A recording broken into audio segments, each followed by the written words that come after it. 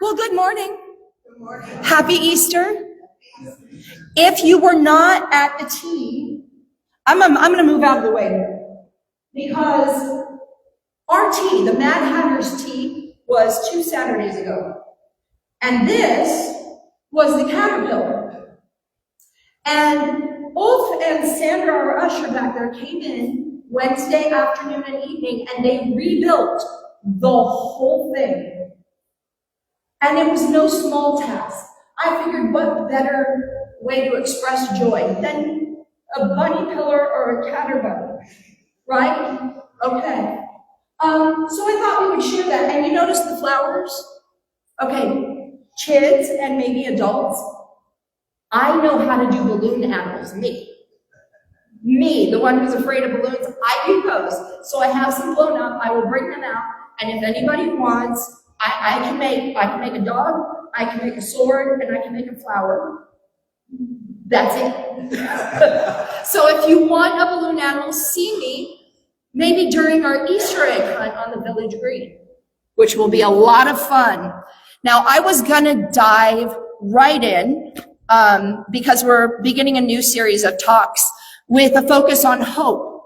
But a friend shared an Easter-themed joke with me, and I wanted to spread the joy. A little girl named Emily showed up at her town's Easter egg hunt with a giant empty laundry basket instead of a little pastel bucket all the other kids had. And when somebody asked her why she brought such a huge basket, she grinned and said, "I'm not here to hunt for a few eggs. I'm here to collect them all at once before anybody else catches on." And sure enough, while the other kids tiptoed and searched carefully, Emily ran straight for the bushes where the grown-ups had stashed the biggest cluster of eggs. And she filled her basket in no time. The moral of the story, sometimes life isn't about looking harder. It's about realizing that there's more abundance than you ever thought and then going all in, right? Easter teaches us that blessings aren't hidden from us. They're hidden for us. And when we show up expecting good, we tend to find a whole lot more than we imagined. And that's absolutely true. And if you don't believe me, well, through this new series, let's get you to where you can. Because when we can find hope in all things, expecting good is a natural byproduct. And we want to win all the eggs, right? We want to find them all. So show up and figure it out. If you've been coming to services or watching the live stream the last couple of months, you know that I have been drawing a whole lot from Marianne Williamson's book, The Mystic Jesus Mind of Love. And if you haven't been coming, you've missed some really big stuff. And fortunately, it's all up on our YouTube channel, so you can get all caught up.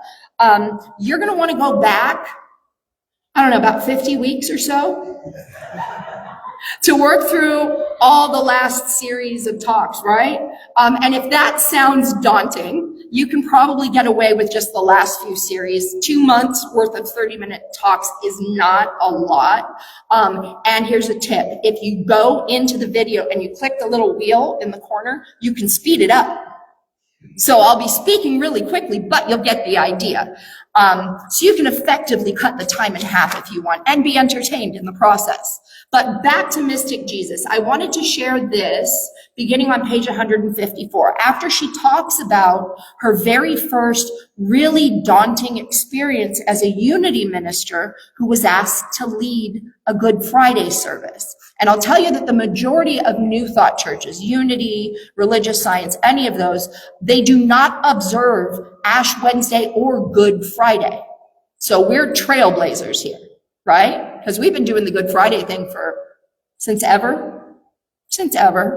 And Ash Wednesday, we've been going for a few years now.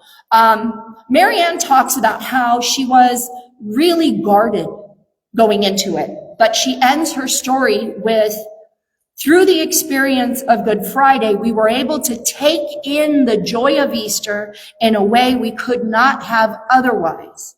Having allowed ourselves to truly see what becomes of a world in which love is absent, we could celebrate its reappearance in a whole new way. Having gazed deeply into the darkness of the crucifixion, we could then gaze more deeply into the light of the resurrection. We don't heal our wounds by ignoring them. The crucifixion is the wound of the world, the ego's violent, destructive force in whatever form it appears. Look at it, and then consider that in Jesus, the lesson has been learned. Through the power of the resurrection, the effects of darkness are nullified. He has overcome, and so can we. And again, if you haven't been here for a bit, go back a ways and listen. We did a whole lot of work overcoming that destructive force she's talking about here, ego. We also worked through fear and anger and guilt and shame, which are some of the weapons that ego uses against us. But if you just go back to the ego series, you'll get a whole lot more about what we're talking about here. This is powerful, really transformative stuff, right? Yeah. The suffering of Jesus on the cross was a historical event, of course. But like all the stories and the accounts of his life here on earth, it speaks to our reality now. All the teachings of Jesus have stood the test of time and are just as relevant today as they were over 2,000 years ago. And they will continue to stay relevant in a world full of people who don't know themselves.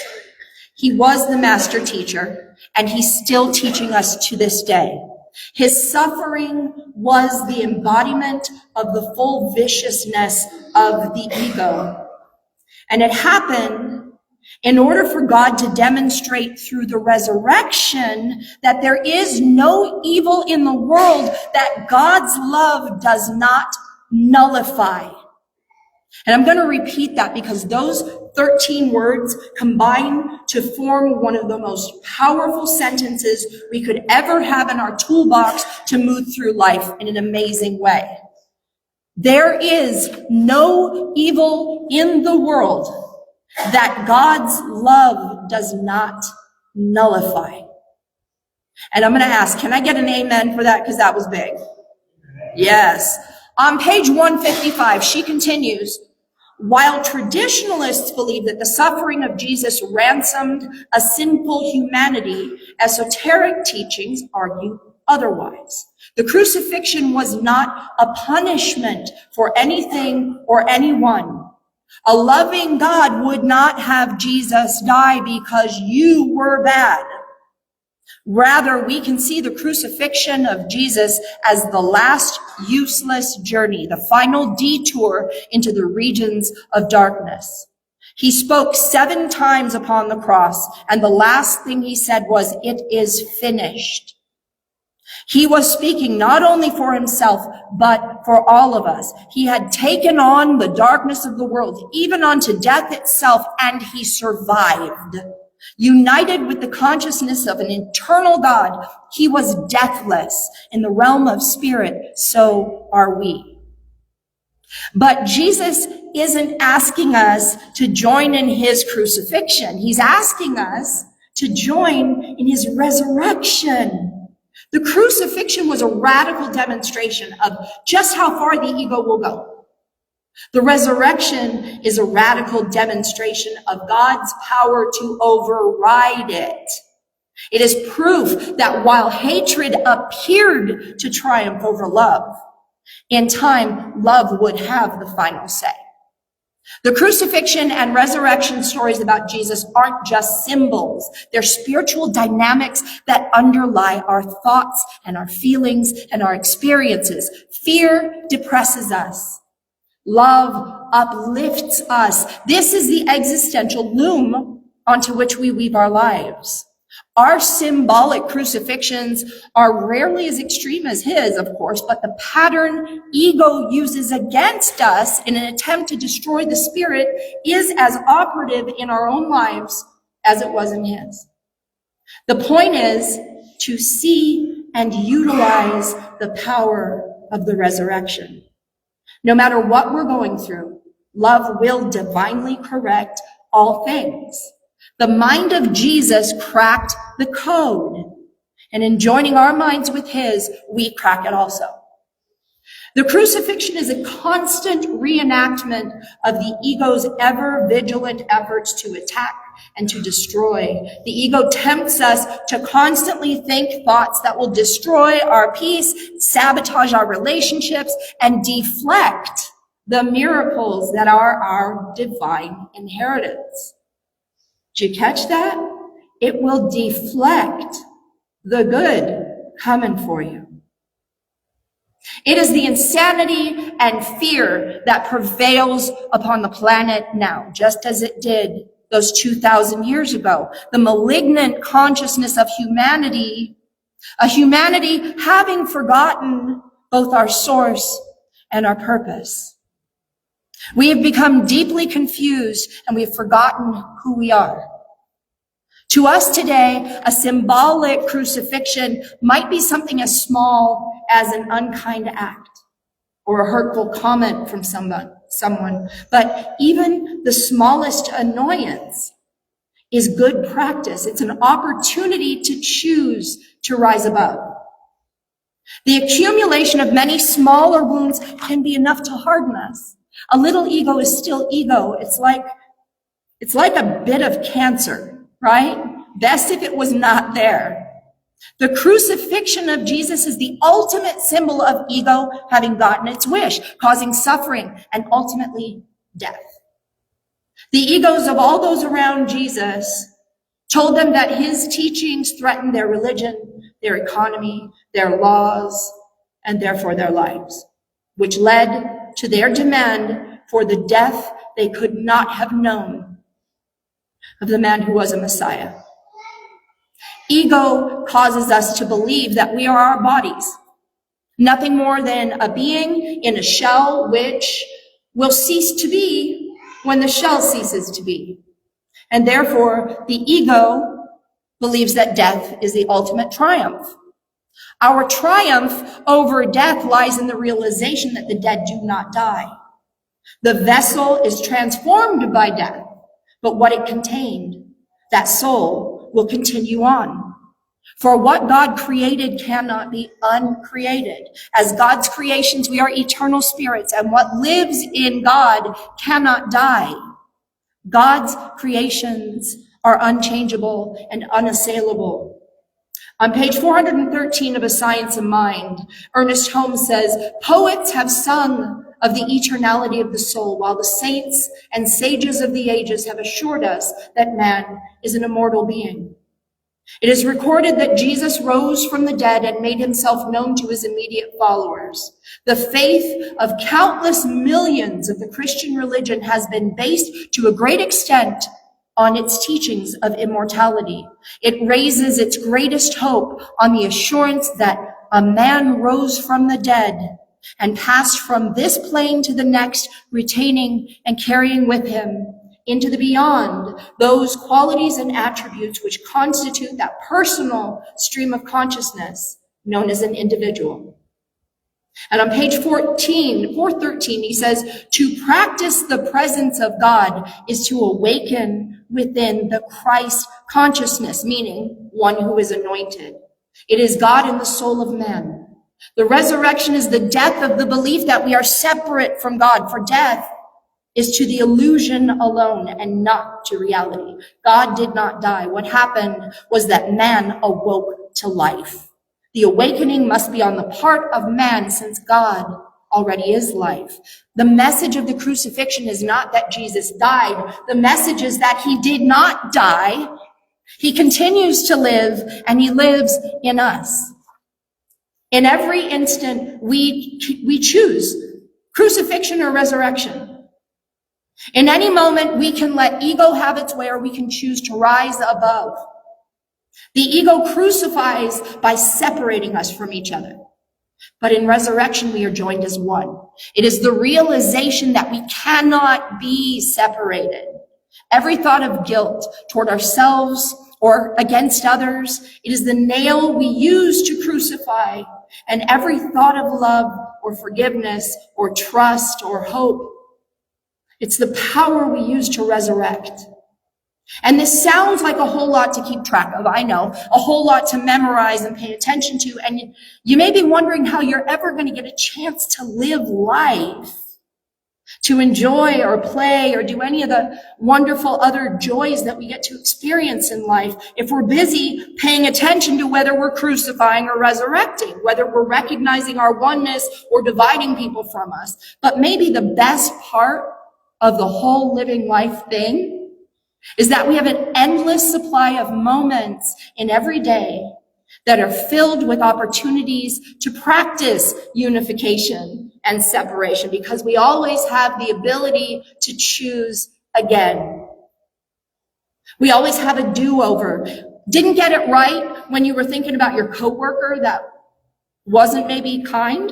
Or how about that neighbor who keeps putting their stuff in your trash cans, right? Because that's an itch we all like to pick at. How about remembering to forgive them, for they know not what they do? That is the first thing that Jesus said upon the cross. If he can forgive those who put him up there, surely you can forgive your coworker or your neighbor or anyone else. Choose again. We can be as vigilant against the ego as for it. Resurrection is a choice. Division is a choice. Defeatism is a choice. We live in a world where crucifixion is given more respect than love. And it sounds like what I'm saying about that is extreme, but if you pay attention to what you're paying attention to, you might begin to see it more clearly.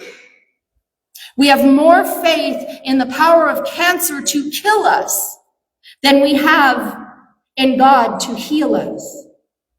How much more attention and resources are given to those who know how to wage war and manufacture the means to do it than those who know how to wage peace and rebuild communities? Society literally gives more respect to fear than love. The way of resurrection is available. It's simply too often unchosen. Choose and choose again. And in everything you see, in the world, in your life, in the mirror, it is hope that brings you toward that personal resurrection. And hope is always there in any situation, no matter how it might appear. Let me ask you, and I really want answers here. Is God good? Okay, when is God good? Is there ever a time when God is not good? Okay, now the questions are going to get a little harder.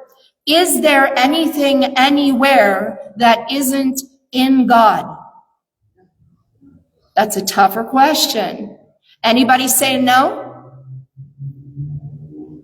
I don't have to unpack it, right? No? So we all know that in the beginning, the thing that made us, this God, made us out of the only thing there was, right? God. And so if we're all a little piece of that God body, then there's a piece of God in every situation. There's a piece of God on every side of every story. Our opinion of right and wrong won't change the fact that there's a bunch of God throughout any mess, regardless of the players. You could say that God is the mess in a way, I guess, but that's not a comfortable sentence, right? It's not a comfortable thought for us. How about God has a hand in everything? Can we get behind that idea? Bit more comfortable. And so if God has a hand in everything, then there's never a reason for doubt. But Gina, there's people all over the world and they're doing bad things. People are being hurt. People are suffering horrible atrocities. God can't be involved in anything like that. We have to stop them. They are wrong and evil, and no good could possibly come from that. Let's take another look at the scene that played out over 20 plus centuries ago in the Gospel of Mark, which is regarded to be the oldest of the Gospels, written in about the year 70. Jesus predicts his death 3 separate times. Mark chapter 8, verse 31. Then he began to teach them that the Son of Man would have to suffer a great deal and be rejected by the elders and the high priests and the scribes and be killed and rise again on the 3rd day. And also chapter 9, verse 31 and chapter 10, verses 33 and 34. He says differently worded variations of the exact same thing. Jesus knew, and he said that it must be.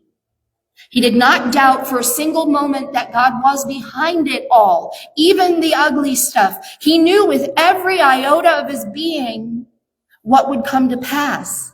He knew he would suffer and die and return 3 days later. This whole season, from Lent until today, the resurrection, is an argument for hope. If Jesus could continue on his path, knowing what was coming, is it so hard for us to trust that God is behind everything we face today? Whether in our respective lives or in our communities or in the world.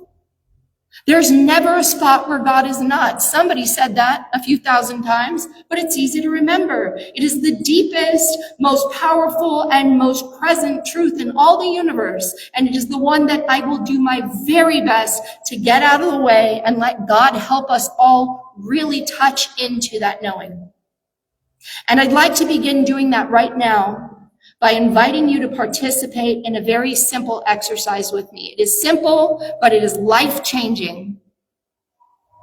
I want you to imagine that there is an invisible thread connecting you right now to everything good that is already unfolding for you. A thread of divine love that is pulling you always toward greater life, greater light, greater joy. Close your eyes or just soften your gaze if you prefer.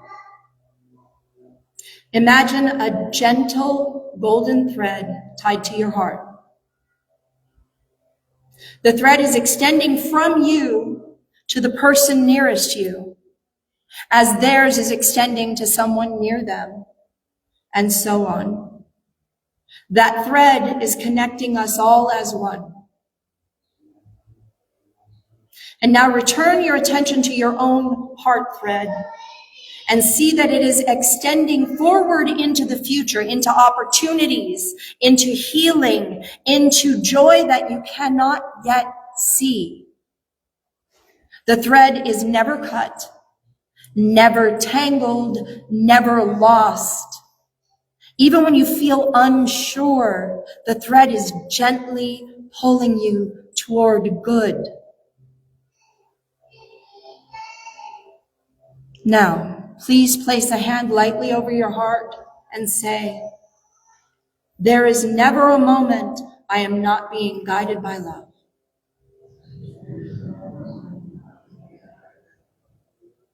There is never a moment when hope is not with me.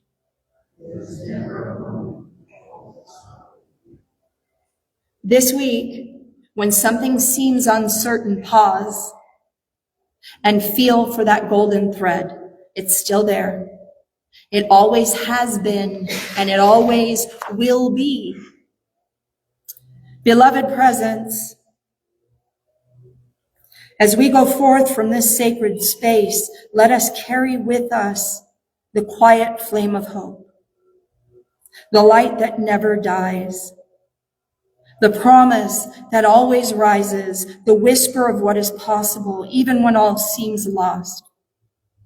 May we remember that hope is not just an emotion, it is a calling, a compass, a holy companion. It walks before us when we are weary. It lifts us when we forget how to rise. It bridges the gap between what is and what can be. So let us walk this week with courage. Let us speak with gentleness. Let us live with faith. And let us be for others a living light, just as hope has been for us. And so it is. Amen. And now I invite you to come up to the cross that is sitting up here. Beside it is a basket full of flowers, and each flower represents a dark situation that you may be struggling to see God in. You're going to take a flower for each of those situations, and you're going to insert it vertically into the vines, not horizontally into the foam because it won't go in. Vertically. And you can use as many as you need to help you connect with the truth that you know a divine hand is behind it, even when you can't see it. And if you don't get a chance to put your flowers into the cross during the service, come on up afterward and you can take all the time you want. Okay? It's a powerful exercise. Thank you for letting me be part of your spiritual resurrection on this beautiful Easter day. I'm going to start some music and let you come on up. Harry, you want to play a scene?